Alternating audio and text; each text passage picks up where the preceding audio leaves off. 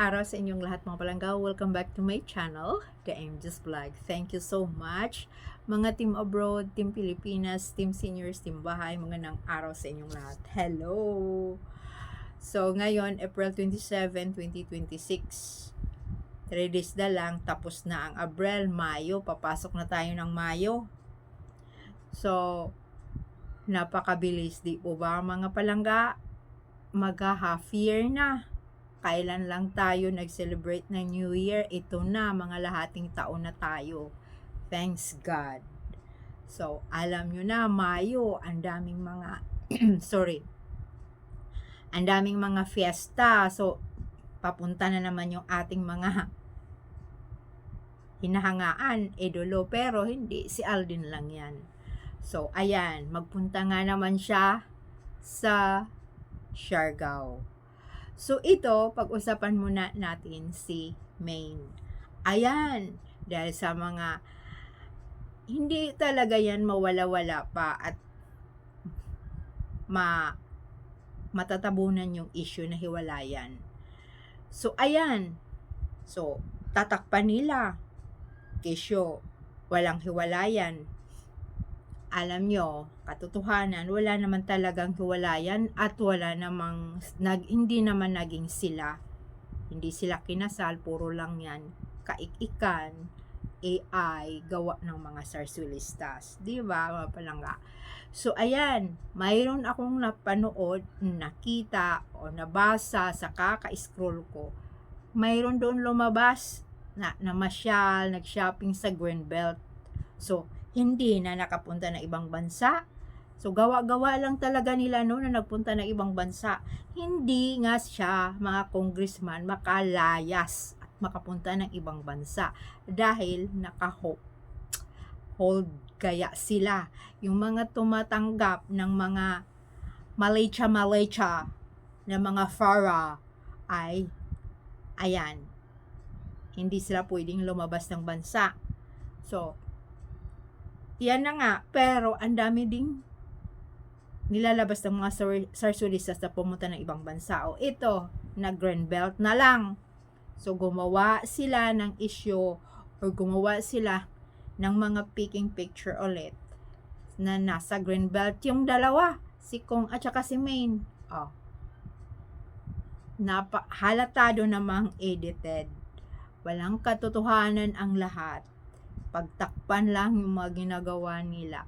Alam nyo, ang galing din, no? Akala mo maniwala na yung mga tao, yung mga uto-uto, pero yung mga totoong alabnisyon, hindi maniwala. Yung gawa-gawa nga lang nila.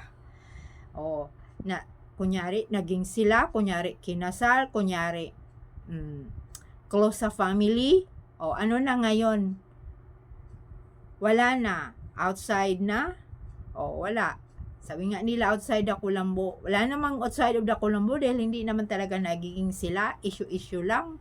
Mga kaikikan lang gawa-gawa ng mga sarsulistas. Sino ba talaga ang namumuno dyan? Diba? AB. So, ayan, sinakyan na ng mga iba, mga reporters na ging sila. Magsasabi na bigla ka na lang naghiwalay na mayroon pang palabas na palaging nandoon issue nila na nandoon sa family, magagatherings, biglang nawala sa eksena na wala nang nihoy-nihay. Tapos lumabas ang kwento na namasyal, mayroon pang isa na nagpunta na naman daw sumingay sa Korea, kasama si Kong. Hindi nga pwedeng lumabas, sila lang ang nagpapalabas.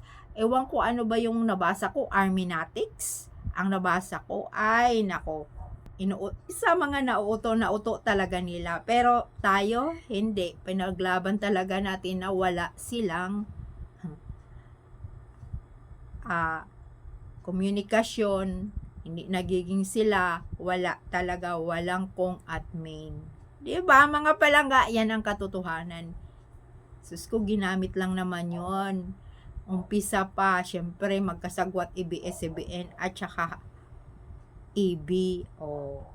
Kaya, ayan, nagsasanga-sanga na, ayan, kinukunik-kunik na nila, kunyari, ito, syempre, alam mo naman, pera.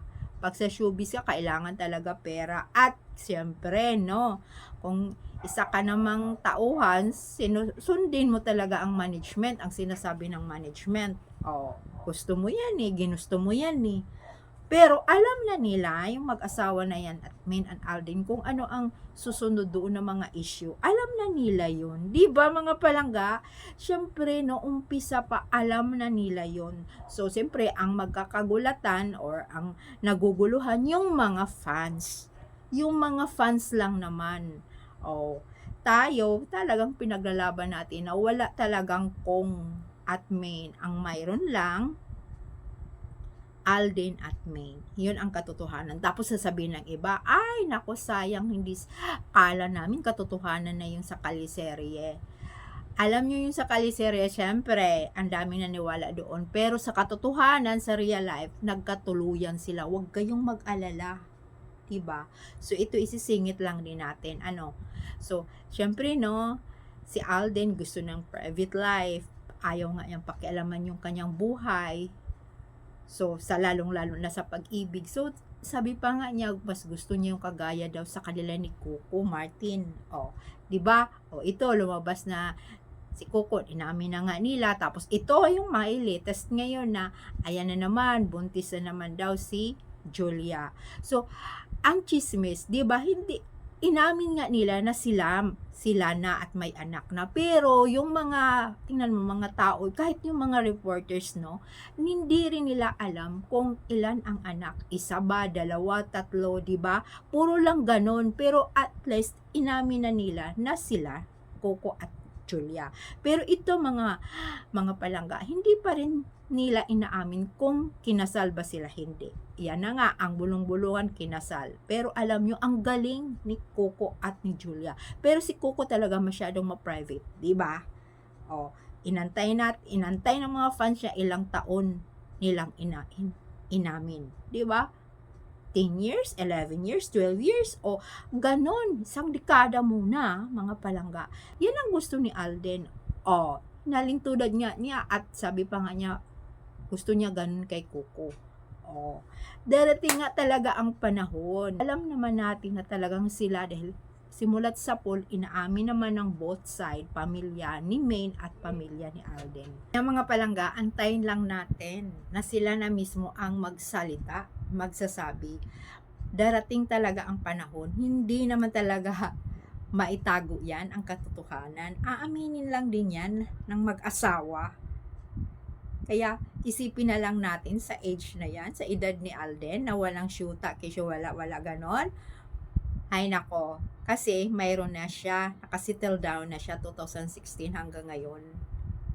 Kaya kailangan tayong mag-comments. Ang mga nababasa, i-share nyo lang. Kaya thank you so much. Comments lang kayo. Bye po.